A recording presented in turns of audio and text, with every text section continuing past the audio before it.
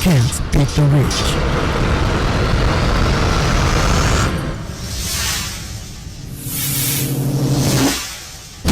Has wasted many lives and destroyed valuable property. We are in a season when we all need to come and agree to have peace.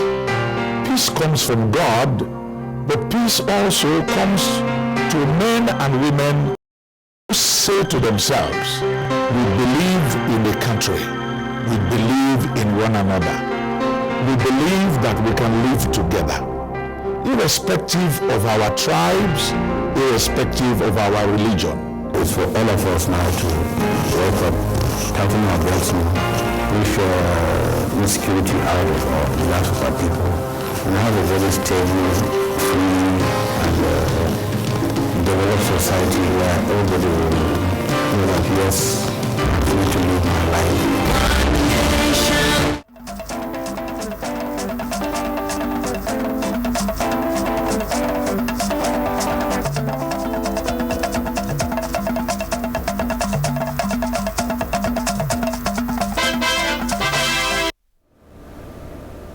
A very good afternoon to you, and thanks for joining us. This is Nationwide on the network service of the NTA. I am Isaac Nkuma. Determined to mitigate the impact of climate change in Nigeria, the Senate has passed for second reading a bill seeking the establishment of the National Agency for the Great Green Wall 2015. It is aimed at fast-tracking the implementation of the provisions of the Convention on the Great Green Wall program in the country towards the management of drought, desertification, and afforestation control measures. Senate Leader Victor Ndoma Egba, who led the debate on the general principles of the bill, said about 43% of Nigeria's total land area is under threat and of the certification, with resultant consequences on food security, sustainable livelihood, and social security of the affected communities of about 40 million people.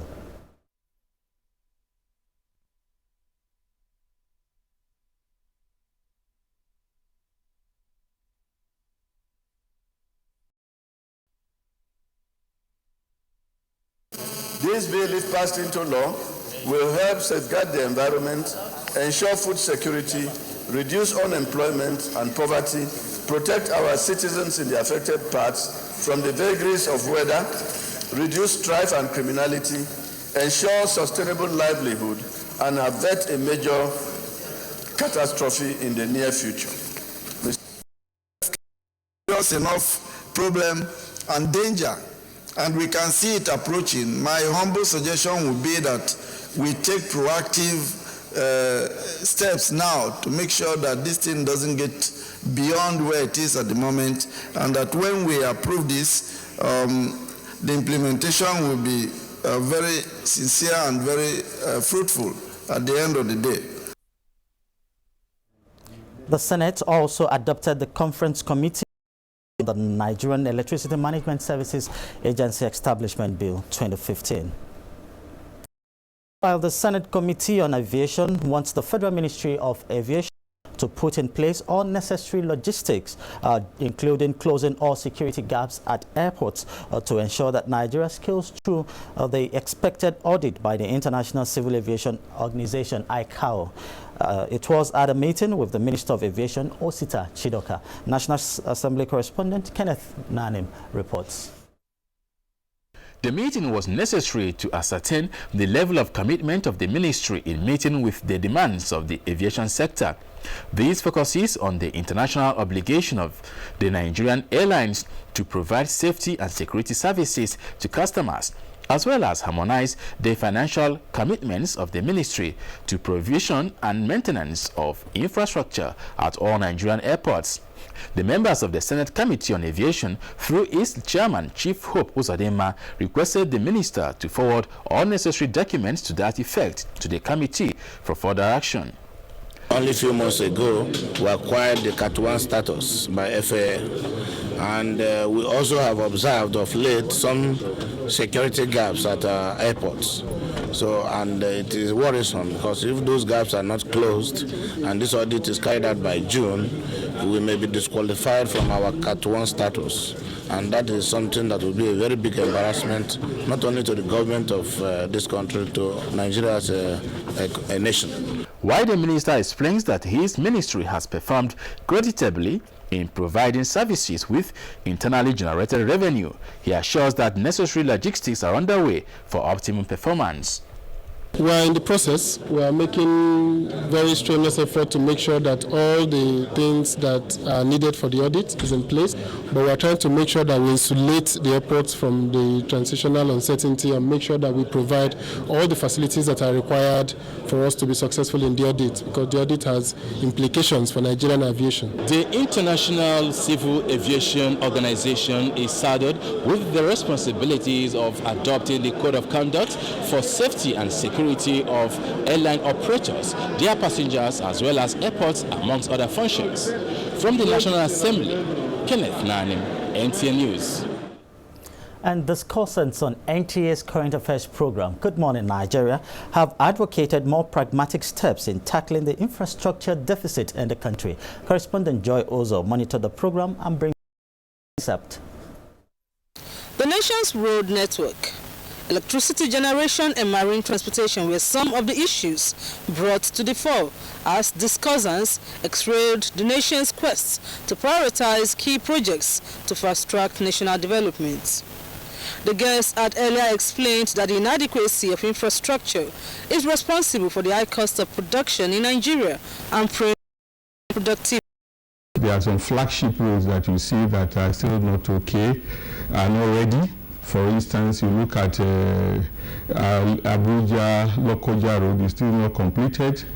You look at Lagos Ibadan is still not completed.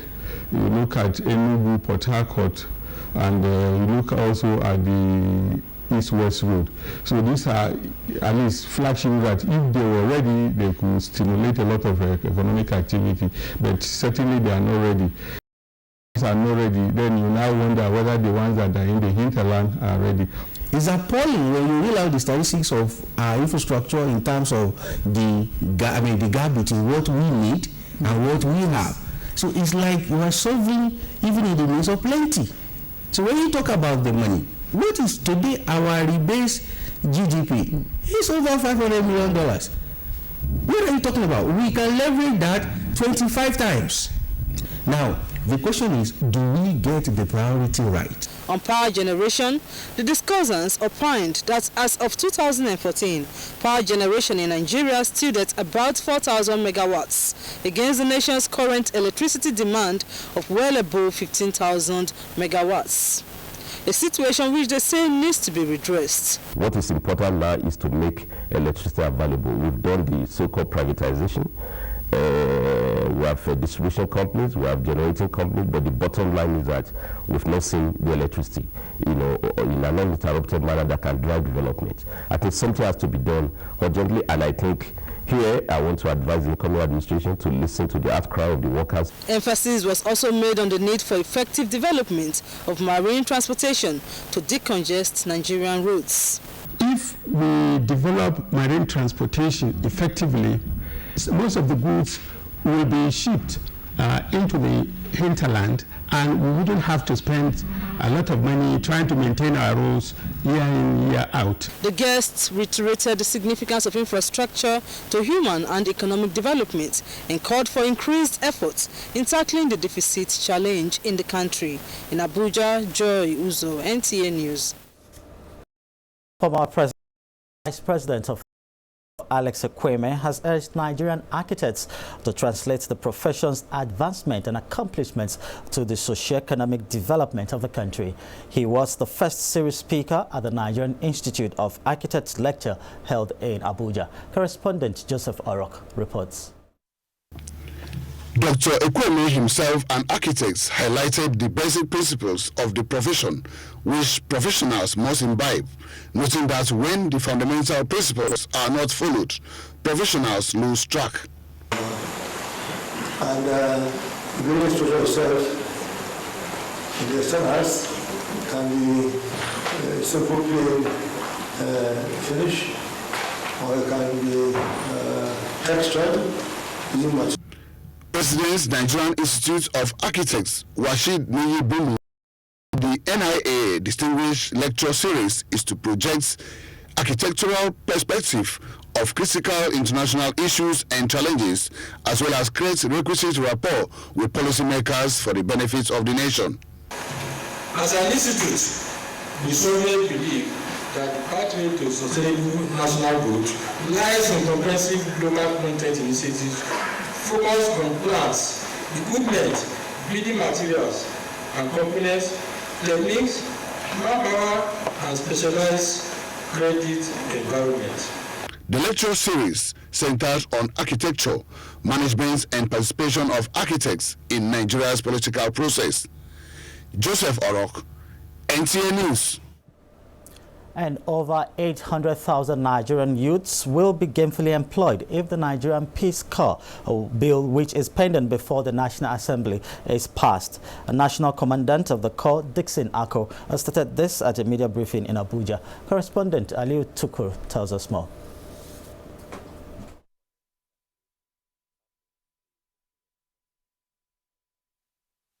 Addressing media, the National Commandant disclosed that currently the Nigerian Peace Corps Bill is up for second and first reading in the National Assembly.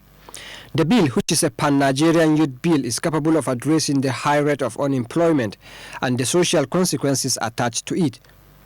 It will also mobilize the teeming youth for social work and community services towards nation building. We are therefore hopeful that this all-important bill will be placed at the front burner of the youth-related policies and programs of the incoming administration of General Muhammadu Buhari, GACFR, as contained in his campaign manifesto. The Corps commended INEC for conducting peaceful and credible elections, while reiterated its commitment to work with the incoming administration towards addressing modern-day challenges confronting youth, as well as peace work and nation building. In Abuja, Aliu Tukur, NTA News. A language is a means of communication and identification, no doubt, but more importantly, it is a vehicle for national unity. It is against this backdrop that the National Orientation Agency is embarking on a sensitization program to educate Nigerians on the need of the national symbols in indigenous languages for better understanding. Correspondent Absumta Onwebule reports. As indicated by the National Orientation Agency, shows that 75% of Nigerians do not speak or understand English language. These, they say, may translate to non-respect and proper understanding of the Nigerian's national anthem, the pledge, the constitution, and other national symbols, including other relevant public information. Director General of the agency, Mike Omeri, said a structure has been put in place to reorientate the citizenry on patriotism, civic responsibility, thereby promoting indigenous language and culture. The deeper understanding of the content of our national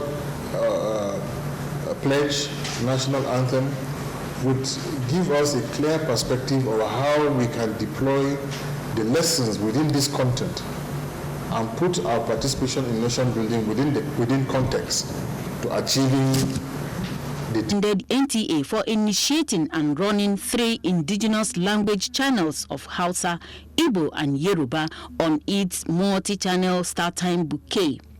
He therefore pledged the agency's readiness to use the NTA among several media organizations as platform for their language reorientation. We are also implementing language-based medium. NTA's language channel transmits 24 hours and 7 days a week on the StarTime bouquet. In Abuja, Azomta Onwebule, NTA News. And to politics now, the People's Democratic Party has inaugurated the party's post-election committee to appraise the PDP's performance in the 2015 general elections. Performing the inauguration, the national chairman of the PDP, Alhaji Adamu Muazu, who was represented by the national secretary, Professor Wale Bukbo and said members of the committee were chosen based on their integrity. He urged them to do a thorough job to move the PDP forward.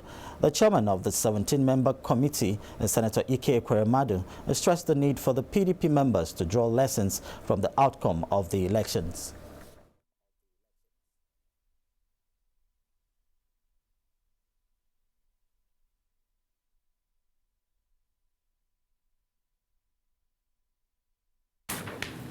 And the terms of reference of this committee are as follows. 1. To identify the remote and immediate causes of the relatively poor performance of the PDP in the 2015 general elections. 2. To trace the origin and process of the seeming decline of the party in its electoral performance. 3. To take a critical look at the preparations and build-up of the PDP to the general elections and determine its adequacies and lapses of the structures for the 2015 general elections and how those structures actually functioned. 5. To ascertain the degree of anti-party activities, compromises, and outright sabotage that may have contributed to the misfortunes of our party at these elections. We will assure you all that we will carry out this assignment to the best of our ability and without fear or favor. We earnestly request members of our party to avail the committee all necessary information in line with the terms of reference earlier mentioned. We will ensure that all shares of opinion are heard. This is the only sure way to get to the root of the matter and achieve the intended results. And still staying with politics, the People's Democratic Party has commended its leader, President Goodluck Jonathan, for the mature and timely intervention in ending the bickering among leaders of the party as a result of the outcome of the 2015 general elections. A statement signed by the PDP National Publicity Secretary, Olisa Metu, says the National Working Committee will absolutely abide by the council and has instructed all the executives of the party at all levels to comply accordingly. The party regrets any embarrassment the avoidable skirmishes may have cost the members of the party, especially their founding fathers and teaming supporters across the country. The National Working Committee of the PDP assures that in the new spirit of harmony in the PDP family, the re-engineering process, which began on Tuesday with the inauguration of the Post-Election Review Committee, will be vigorously sustained to restore the lost glory of the party. And time now to link up with our Lagos Network studios, where Vera is standing by to the headlines from that zone. Hello, Vera. Good afternoon. Good to see you. And you too, Isaac. Good to have you join us here in Lagos. The Lagos State Police Command has burst a 6-man kidnapping gang who operates in Abuja, Ibeju-Lekki areas of Lagos and Ijebu-Ode in Ogun State. Musa Tolet reports that 3 surviving members were paraded in Lagos. The Lagos State Commissioner of Police, Kayode Aderanti, told journalists that the suspects were nabbed at the point of ransom collection after the kingpin of the gang, Niyi Omoshola, was shot at the scene. Mr. Aderanti said that it was the leader of the gang that led the Special Anti-Robbery Squad to their hideout, where the victim, 52-year-old Kubrat Adeboye, was rescued and some members of the gang were apprehended.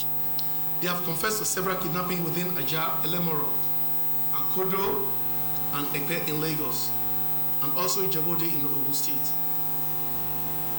So with the smashing of this evil gang, there's no doubt that the burgeoning kidnapping cases along Lekki-Aja corridor will be drastically reduced, even as we keep up efforts to rein in on all criminals along that axis, and indeed in the entire state. The victim expressed gratitude to the Lagos State Police Command for the proactive measure taken to secure her release. The belief is what people say outside, that the police are not doing fine, they are not doing well. For this my case, I really appreciate them. But since that day, they've been on them and they make sure they got them. In Lagos, Musa Tolet, NTA News. In line with its social responsibility, the Air Force has environmental sanitation exercise and provision of medical services to the community in Oshodi, Lagos. Ken Igbelue reports that this is part of activities to celebrate 2015 Nigeria Air Force Day.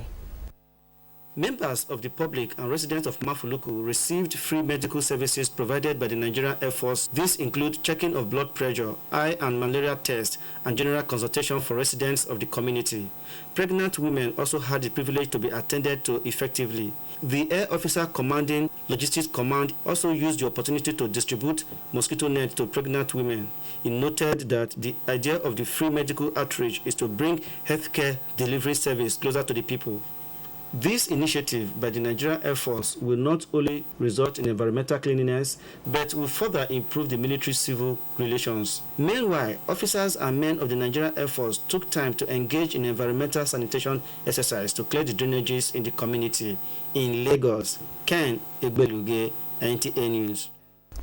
The Nigerian Bar Association's section on business law is set to engage regulators, lawyers, and policy with the nation's economic growth. Chairman, NBA Section on Business Law, Asue Igadelo, said this will assist the incoming administration to deal with challenges of the economy.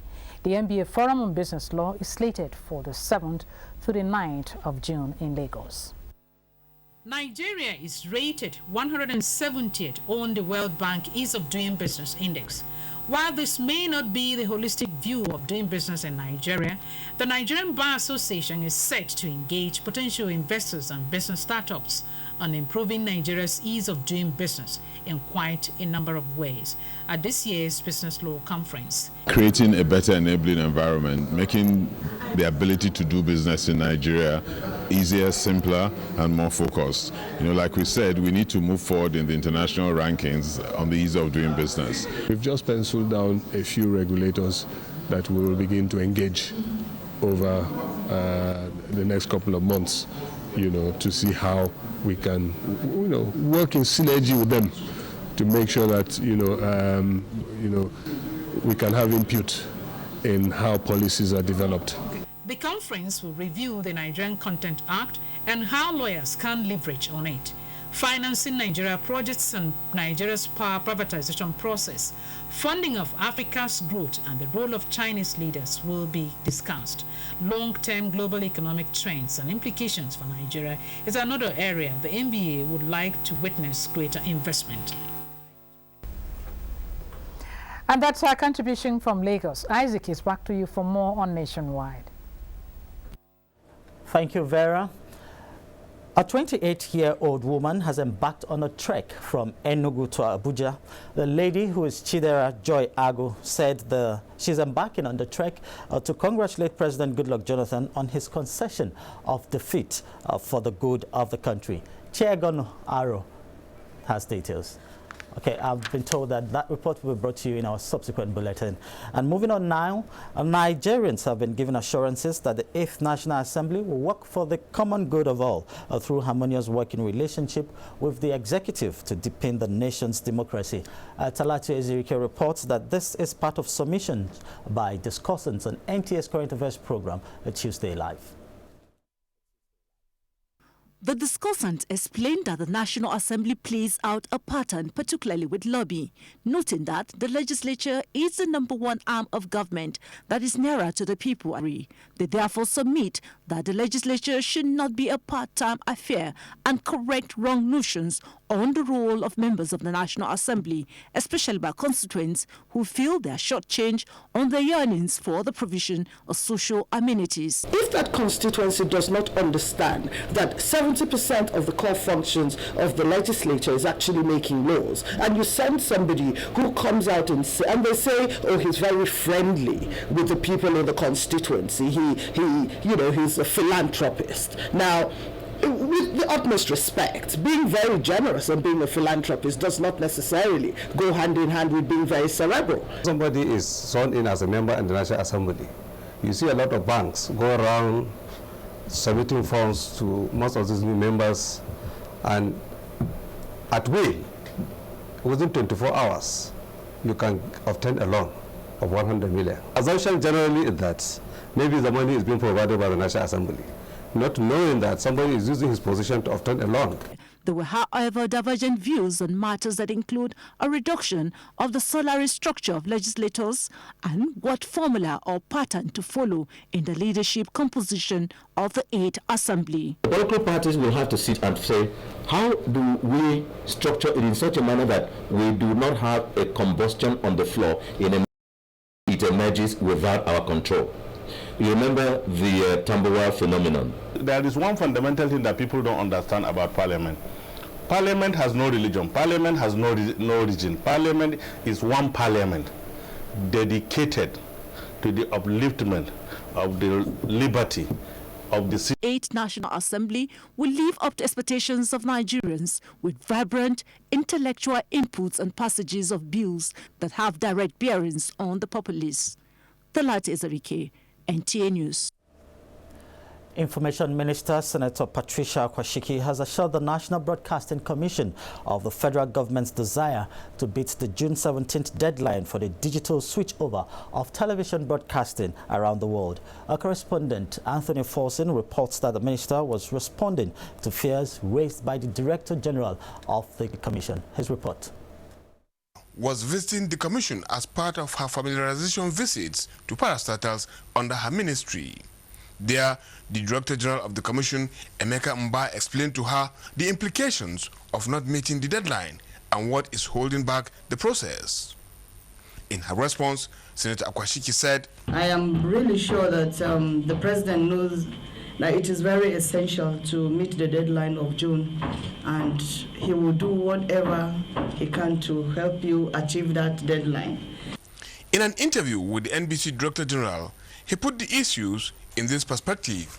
The things we've done, working with all our principal stakeholders, set-top box people are in place, the signal distribution people are in place. About 78% of our population still have analog.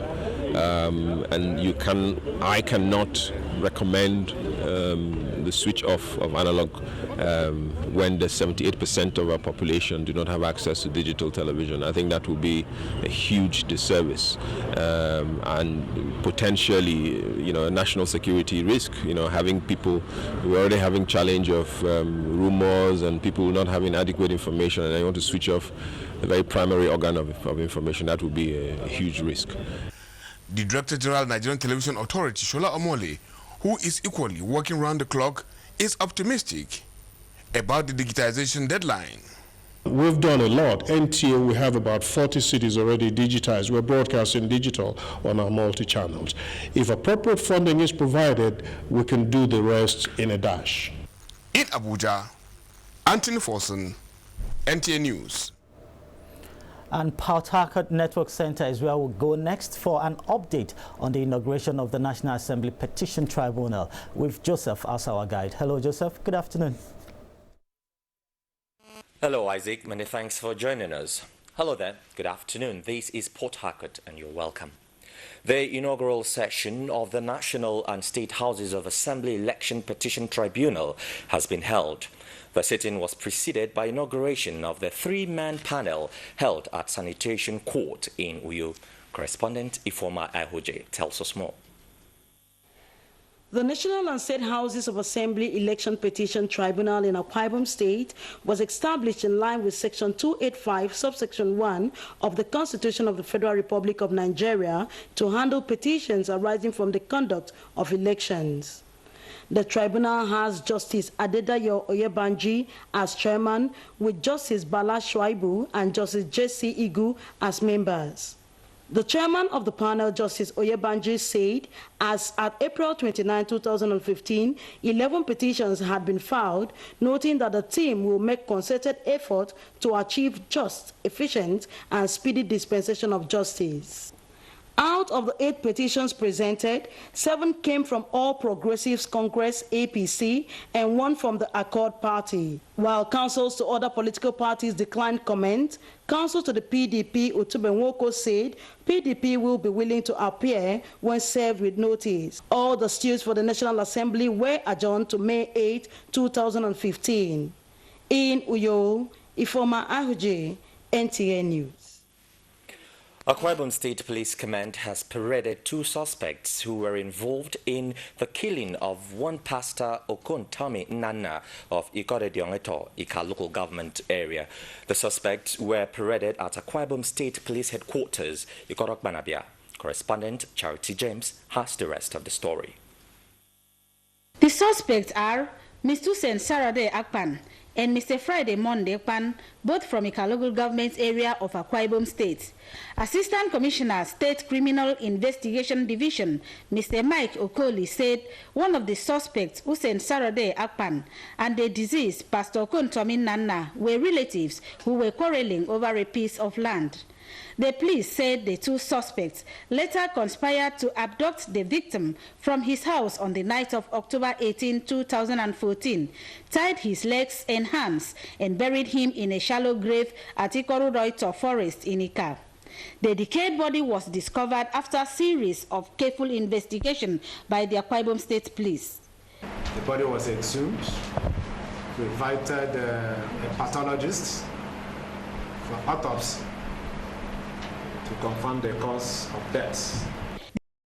Confessed to the crime, claimed that the deceased pastor had threatened to kill him, and he took the action after 5 of his brothers died mysteriously. In Uyo, Charity James, NTA News. Still talking security matters, the Nigerian Security and Civil Defense Corps, Bayelsa State Command, has destroyed an illegal refinery under construction at Ebeleberi Forest in Ogbea local government area of Bayelsa State. Aya Prezi, who witnessed the anti-vandalism operation, completes the report. It was an operation of which men and officers of the anti-vandalism squad of the Nigerian Security and Civil Defense Corps are to cross a creek with a makeshift craft to accomplish. Deputy Commandant Mr. Aniekan Odoyop, who led the operation, says men of the intelligence unit of the command on surveillance of the area discovered the illegal refinery site. He advanced a possible reason for the choice of Ebeleberi Forest as site for the illegal refinery. This is where we have the Shell pipeline, and this way we have the Agip pipeline. So they're just strategically located. Meanwhile, the commandant of the Nigeria Security and Civil Defense Corps, Bayelsa State Command, Mr. Desmond Agu, has warned vandals to stay clear from the illegal business. Desist from destroying what belongs to us.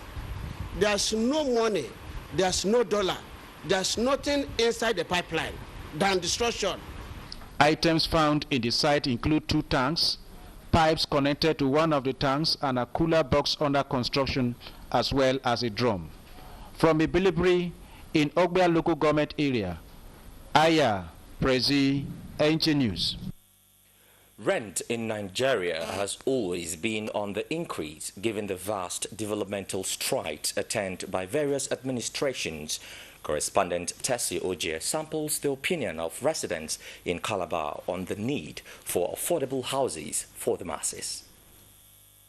One of man's basic needs in life is shelter, which enables him to organize himself in order to face the challenges of life. In a situation where a man has to pay for comfort, it is only fair that he is not made to pay through the nose, but this has ever been the case, especially in a society where the economic situation only favors the rich. In Calabar, for instance, the tourism and business potentials have brought about a large influx of people, making accommodation very expensive. A 1-bedroom initially acquired at 120,000 naira to 150,000 naira now goes for between 300,000 to 400,000. Building a house is a kind of business. You don't expect to make all the monies as soon as you build. It's over, even if you say the house has a lifespan of 99 years, why not try and make your rent come over 99 years? Residents are of the opinion that with proper government intervention, the low-income earners and the masses will be able to afford a comfortable accommodation. In Calabar, Tessie Oje, NTA News. And that's our contribution from Port Harcourt Network Center. It's now back to Isaac in Abuja for more on Nationwide News. Isaac? Thank you, Joseph. You're watching Nationwide on the NTA Network service. We'll take a break now. The news continues shortly. Stay with us. As broadcasters and media practitioners in Nigeria prepare to switch to digital platform, the Broadcasting Organizations of Nigeria, in conjunction with BSP Media International UK, presents the first international summit on digital broadcasting in Nigeria. The two-day industry summit with the theme Digital Broadcasting in Nigeria, Promoting Our Values and Enriching Our Lives, will feature the 63rd Assembly of Broadcasting Organizations of Nigeria. NBC will present a keynote address titled Implementing a Strong and Vibrant Digital Broadcasting and Media Service in Nigeria. And it will be declared open by the Honorable Minister of Information, Senator Patricia Akwashike. The summit, which will attract policymakers, industry regulators, privately owned and public broadcast organizations, cable television and satellite operators, aggregators, signal distributors, amongst others, we hold from 6th to 7th May 2015 at the Sheraton Hotels and Towers, Abuja at 9 a.m. daily. Announcer Shola Omoli, Chairman, Broadcasting Organizations of Nigeria. Do you crave class? Do you have taste? And do you care about comfort?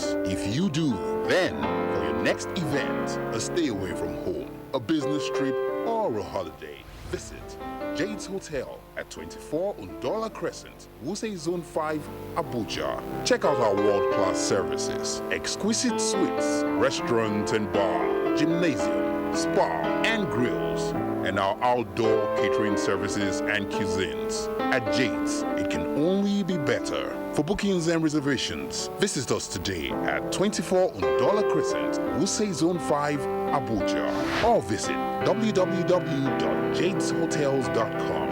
Our email address is info@jadeshotels.com. You can also call us on 09291-9321 or 0810-909-7956. Jade's Hotels. Welcome to life.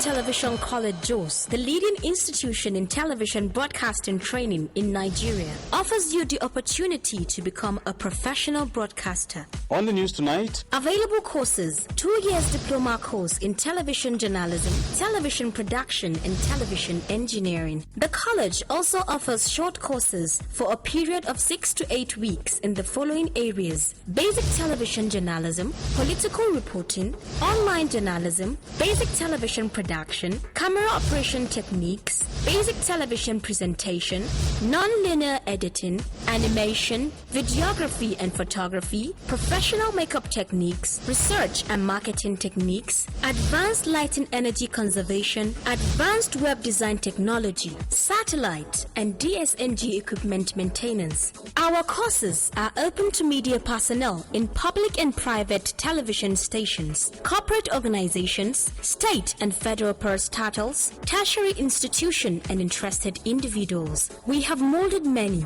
Come and join the list of the professionals for a rewarding future. For details, please call 08037 216725 0803 594 1444. Email television.college@yahoo.com. Announcer Management.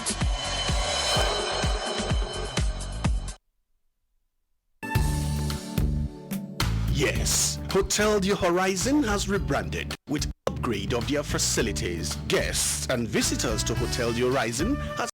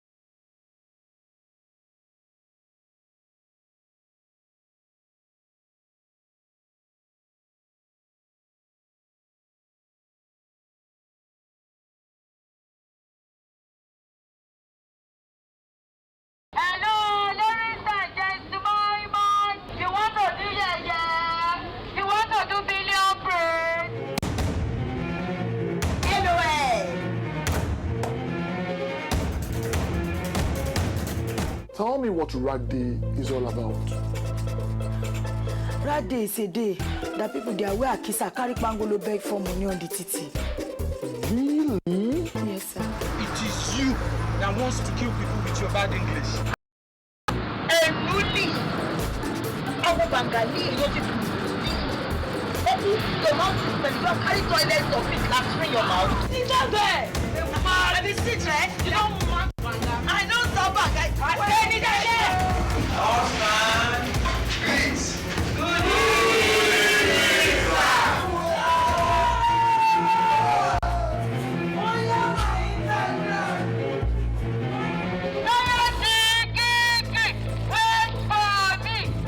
You can be my love. Nobody else can be my love. Nobody else can be.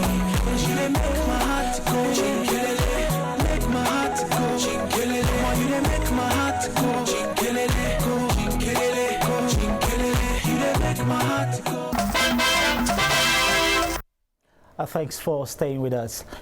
The idea that vice-chancellors and rectors of institutions of higher learning should come from their immediate locality has been described as erroneous and alien to the system. Education Minister Ibrahim Shekarau, who inaugurated the governing councils of 12 new federal universities and 4 polytechnics, says merit should be the watchword in the appointment of heads of institutions. Franca Uzoma Olwa brings us details. The establishment of the 12 new federal universities and in states that did not have was the fallout of a Federal Executive Council decision of 2010. Members of the governing councils are seen as distinguished Nigerians who had made positive impact on various fields of human endeavor. There is a very clear distinction about the roles that you play in this setting. You must ensure that they follow procedure and processes. The council members are expected to bring their wealth of experience to bear on policy issues, development of projects in the institutions, and revenue generation. They must move these institutions forward. They should get acquainted with the curriculum, get acquainted with the laws establishing them. Some members of the university's governing councils agree with the minister. The issue of funding. The communities where institutions are situated should be able to assist. Public spirited people should be able to assist. We're going to put in our best because, as you know, education is the key to everything. For the polytechnics and even colleges of education, the task ahead is to reposition the institutions to play their roles in national development. We are going to move the polytechnic forward and to see that we graduate qualitative graduates. There will be several lines. If somebody has a PhD and he's teaching in a secondary school, he has a PhD, of course. You don't need to discriminate because he's not in the university. Meanwhile, the 11th Governing Board of the National Library of Nigeria was also inaugurated alongside the new chairman and pro-chancellor of the University of Ibadan. From this date of inauguration, the constituted councils have 4-year tenure for the universities and 3 years for the polytechnics if they are not found wanting. However, the councils can be dissolved by the visitor, that is the president, at any time. From the National Universities Commission, Franca Uzoma Olwa, NTA News.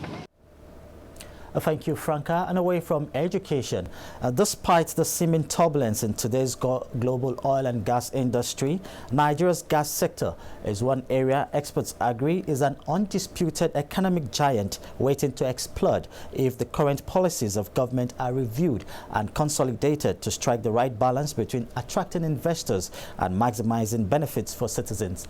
Energy correspondent Hawa Saliu Adama reports that this is the consensus of experts on the ongoing 2015 Offshore Technology Conference in Houston, Texas. From a dismal 300 million cubic feet per day production, Nigeria's gas sector has grown, though slowly, but to about a 2.5 billion cubic feet with an annual investment of over $1 billion in the last 4 years on supply and infrastructure, resulting in over kilometer and an additional ongoing 120 kilometer pipe. As an ex which is huge, and B, it has a huge domestic component to it as well, which has not only a direct revenue effect but has a catalytic secondary multiplier effect as well. So when you bring all of that together, it has a potential like crude oil never had to make a huge impact on the economy of Nigeria. It can be it is already and can be a major export revenue earner, and it can be a major enabler of GDP growth in Nigeria, a major enabler of industrialization. However, much more experts say needs to be put in place to connect new markets and the abundant gas resource anchored on the Triple E strategy of empowerment, electricity and entrepreneurship to unleash its deeper transformative impact. Although that gas is readily available, securing a secure source, a legal title to gas is difficult because of the fiscal terms and the structure in the industry, which is why people are saying the PIB should be passed. The requirement for funding right now in Nigeria is around $20 billion for infrastructure in Nigeria's gas network. That's a significant amount of money, and I think there needs to be collaboration between both the private sector, financial sector, as well as development finance institutions to ensure that Nigeria is able to develop the necessary infrastructure to harness that gas. My aim is to connect American companies in the gas sector, for example, with viable Nigerian partners, and there are many. So this is an exciting time to invest in the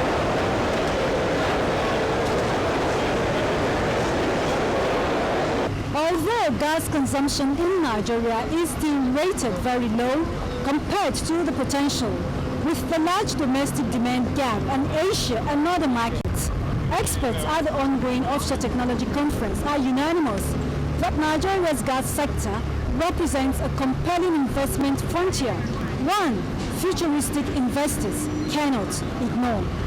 In Houston, Texas, I am Hawa Salihu Adama, NTA News.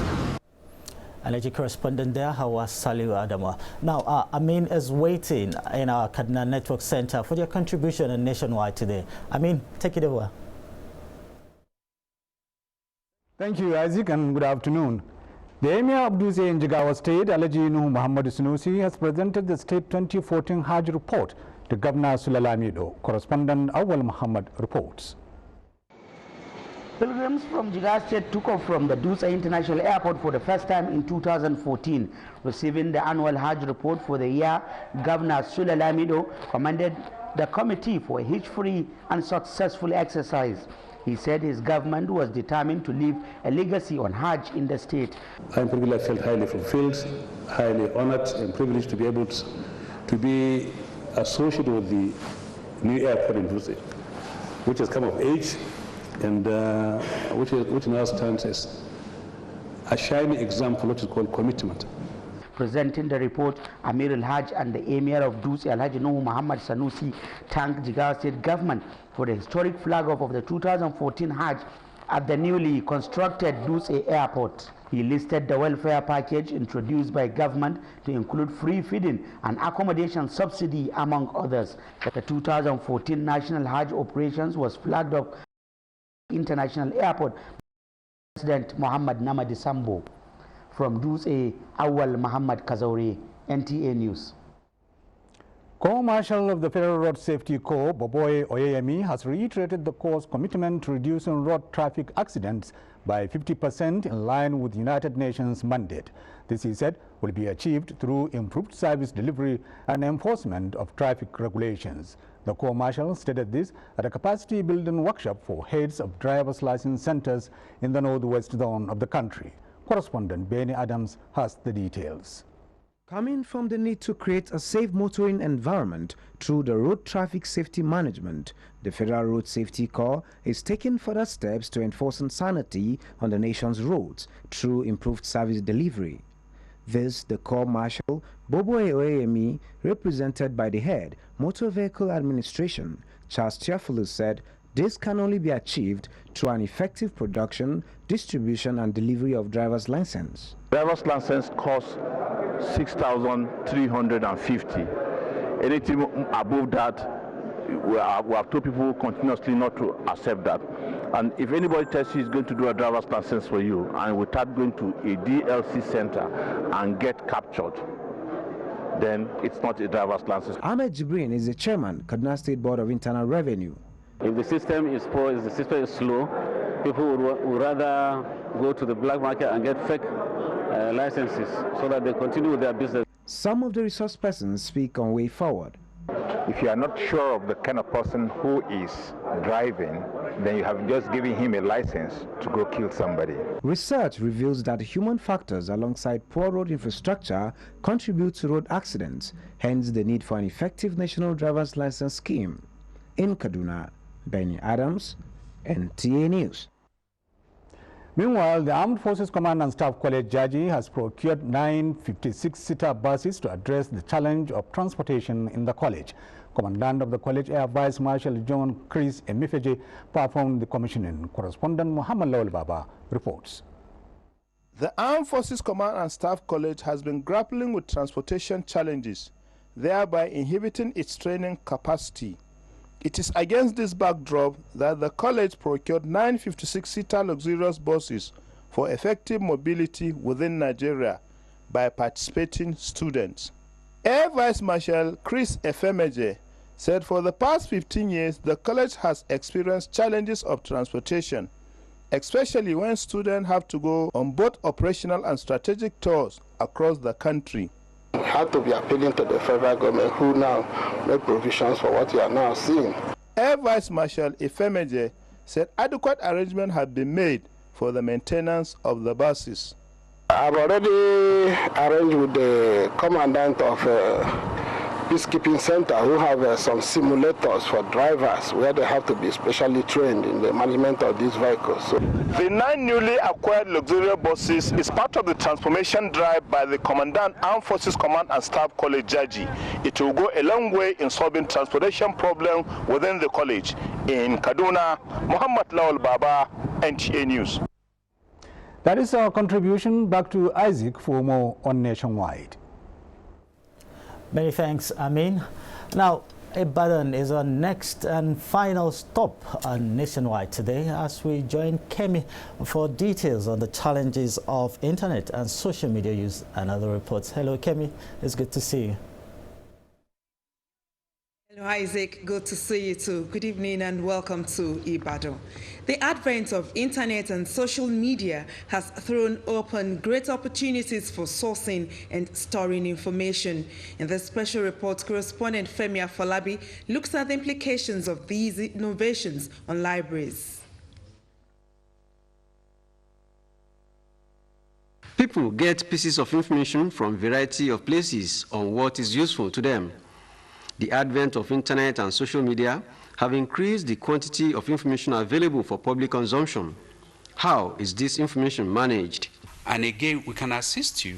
If, for instance, you want to use a piece of information that is about 10, 15 years old, we may be able to say, no, why don't you look for current information? Findings have shown that human brains may not be able to cope with the volume of information available on any subject, thus necessitating people to store information in other places.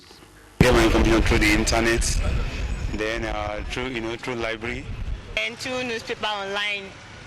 That's the easiest way for me. Then I can call a friend to confirm whether it's actually true or not. Information can be stored through the memory card and at least through this computer. We're in computer age. There are different facilities made available for storage and retrieval. What impact does this have on the use of libraries? Somebody who is not an expert in the area of information management, you put in a concept that is using Google and all this media, you just find an avalanche of information. One thing that is certain is that facilities to process and store information will continue to evolve. But will the use of libraries be outdated? Only time will tell. In Ibadan, Femi Afolabi, NTA News. Beyond the clamor for improvement in salaries and allowances, a national discourse on the safety and health of workers at workplace is emerging. In this report, correspondent Kemi Oshi examines the need for employers of labor to provide enabling environments for higher productivity. Available data have shown that occupational diseases are the leading causes of work-related death, and that out of about 2.34 million occupational fatalities that occur yearly, only an average of 321,000 are due to accidents. This goes to say that work-related diseases and deaths are preventable. You look at the safety provisions, the health provisions, and the welfare provisions for workers. So if there's anywhere that they are lacking, you tell them. Workers and employers of labor, as well as labor unions, have therefore been urged to take up the challenge of putting safety measures in place at workplaces and ensuring workers' compliance with such measures. If there is full commitment from the director of the business, it will be entrenched throughout the whole system. The issue of safety is also recognized, and we put this in our charter to these stakeholders. Whenever they want to do work, maybe they want to jack the vehicle up, they should put the axle stand. They should put it in order so that the vehicle will not fall on them. It is the duty of the employee to put on the unnecessary tools that are needed to be put on. And also it is the duty of the employers to provide all those tools. It is the duty of the employers to provide a conducive environment for them to work. And also it is the duty of the labor leaders to make sure all those things that are needed for a proper and good people, for a proper and a good environment for our people, to make sure they are put in place. Workers across all sectors of the economy are also enjoined to put their safety first, as only safety at work will enhance productivity and all-round development. In Osogbo, Kemi Oshin, NTA News. And that's it from Ibadan. It's back to you, Isaac, for the rest of the news. Thank you, Kemi. And Sports Update is next with Fisayo Ogunfuyi. Nigerian International